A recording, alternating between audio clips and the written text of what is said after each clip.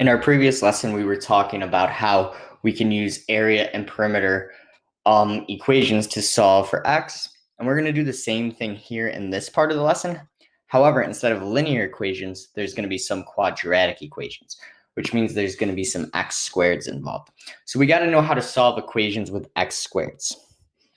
And if we have any type of equation with an x squared, an x term, and a constant, we need to get the equation equal to 0 before we can factor. So just like what you've learned in algebra, we need to subtract x from both sides here. So x squared minus x minus 6 equals 0. So before you can factor, the most important thing is we always want to get it equal to 0, the equation. And also you want to know the standard form for a quadratic is the x squared term first, the x term in the middle, and the constant at the end. So you do want to put it in that order. You'll notice I didn't keep this as x squared minus 6 minus x. That's still the right equation, but to put it in standard form so we could factor it, we want that x term in the middle and the constant at the end. So let's go on and look at a couple examples. So now we're going to work on two situations that happen when we're factoring. And it has to do with this leading term. So when a is 1, so for example, it just says x squared, and it's not a 2x squared or a 3x squared. When that a term is 1, this is how we factor. So there's two situations. And this is how we factor. We're going to do one example when a is not 1. So it's bigger than 1. All right. So our steps for success, we want to get equation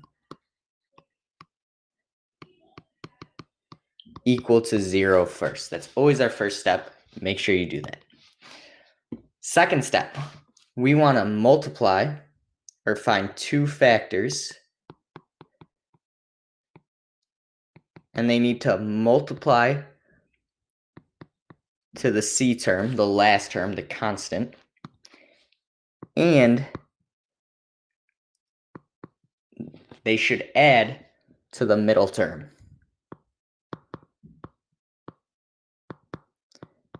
Or the b term. So we want to multiply to this number and add to this number. That's the pattern we're looking for.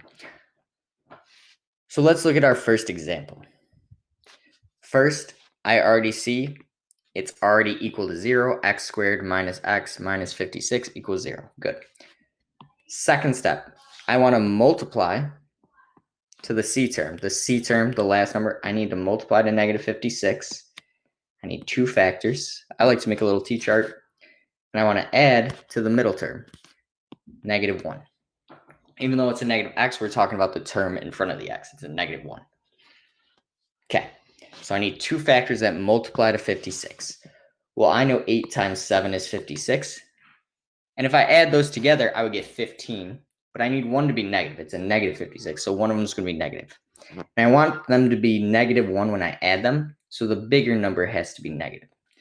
Negative 8 plus 7 is negative 1. If I had 8 minus 7, it's positive 1. So that wouldn't work. Then these are our factors. X minus 8, x plus 7 equals 0. Now, once I substitute x's in, it's just going to be one number times another number equals 0. If I'm multiplying two numbers and they equal 0, one of them has to equal 0. For example, like 3 times 0 would equal 0, or 0 times 6 would equal 0. One of those numbers or factors has to be 0. So we have two options. Either the x minus 8 is equal to 0, or the x plus 7 is equal to 0. And then we just got to solve. So inverse operations, add 8 to both sides, x equals 8. Subtract 7 from both sides, x equals negative 7. So here's how we factor. And then depending on the situation, you choose the correct x. But for now, for algebra, we're going to say both of those could be right answers. So the last step we did was set each factor equal to 0 and solve. All right, so pause the video and try that first you try problem underneath, and then I'll show you the answer. So our first step, we had to get this equal to 0 first. X squared, I'm going to add 6x to both sides, plus 6x plus 9 equals 0. And we want to multiply to 9 and add to the middle term, which is 6. So 3 times 3 equals 9, and 3 plus 3 equals 6. So those are my two factors, x plus 3, x plus 3. And then we set each factor equal to 0. Now, this is a strange example because they're both the exact same thing, so you get the exact same answer. But that's okay. So x has got to equal -3 for this equation to be true. Now we're going to go on to what happens if a is not 1.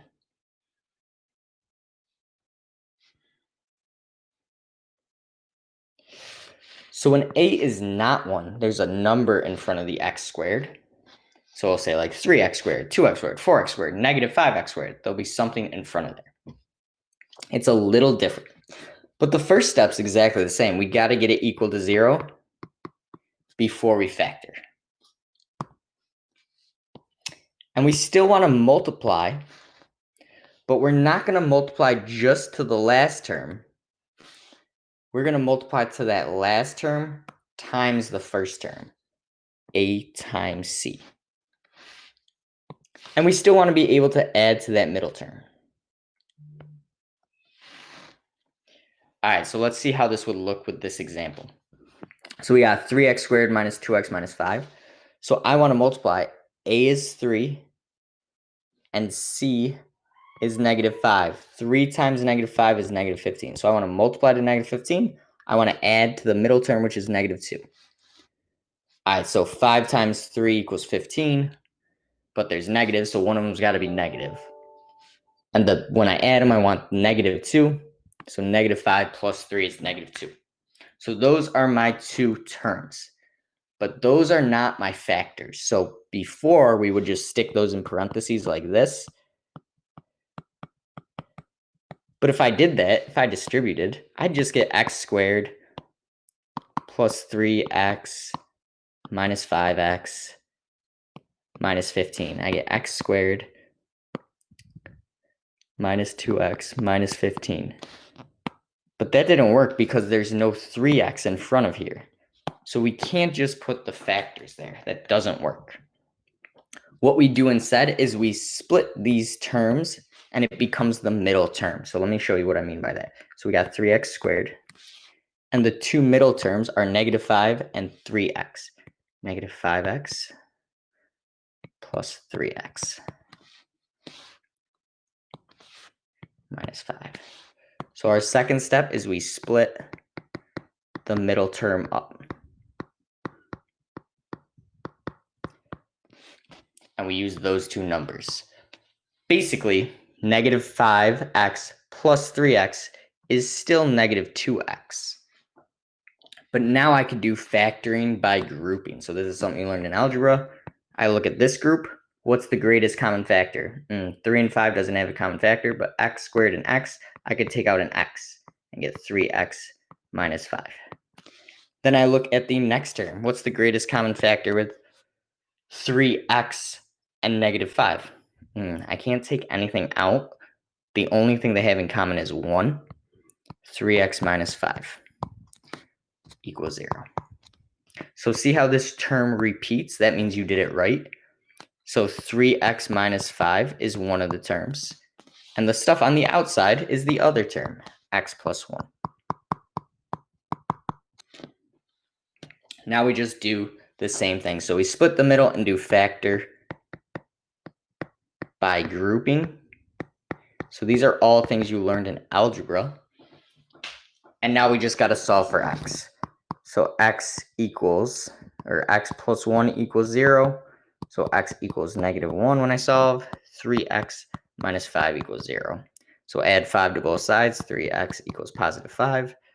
Divide by 3 on both sides. X equals 5/3. So those are my two answers. All right, pause that video again. Try number 2. And we'll see if you guys get this one. All right, definitely more challenging though. I'm just going to move down here so I have a little more room. So we got 2x squared plus 3x. Now the first thing we want to do is definitely get it equal to 0. So I'm going to subtract 9 from both sides. Now we want to multiply to a times c and add to the b term. Well, a is 2, c is -9. 2 times -9 is -18. And that middle term is 3. So what multiplies to -18 and adds to 3? You might think to yourself, oh, 9 times 2 would give us 18. But there's no way I could get those to add to 3. So that factor didn't work. So it's okay if you choose the wrong one. Just cross it out. Okay, let me try something else. 6 times 3 also gives me 18. And those are 3 apart. So that's a little better. Now we want it to multiply to a negative. So one of them's got to be negative. But we want a positive answer. So 6 minus 3 will give me a +3. Now don't put these as factors. This is the middle term. 6x minus 3x. So 2x squared plus -9 equals 0. Now, some people always ask, like Mr. Salamano, why don't we put the -3x first, then the 6x? It doesn't matter. You'll get the same answer no matter what order you put the middle term in. It'll still work. So then I'm going to factor the first one. What's the greatest common factor? Well, they have a 2 and a 6. Greatest common factor of 2 and 6 is 2. X squared and x, the greatest common factor is x. So if I factor that out, I have an x left. 6x divided by 2x is 3. Then I look at the next term. What's the greatest common factor here? Well, I could take out a -3 from -3 and -9. They don't have an x, so I can't take out an x. They both don't have an x. So -3x divided by -3, I'm just dividing. I'm left with x. 9 divided by -3, factoring that out, I get a negative divided by negative is positive, +3. So again, see how that one term repeats? That's one of my terms or factors. And the other one's what's on the outside of the parentheses, 2x minus 3 equals 0. Set it equal to 0 and solve, so x plus 3 equals 0. So x equals -3. And 2x minus 3 equals 0. Add 3 to both sides. Divide by 2. X equals 3/2. So it's definitely tough or a more challenging problem when there's factoring and then when a is not 1. I think the other ones are a little easier. You could see there's way less steps. But you still want to be able to do both and know when to use each. All right, so we're going to pause the video and try some skill drill questions just to practice factoring before we go back and do area and perimeter problems.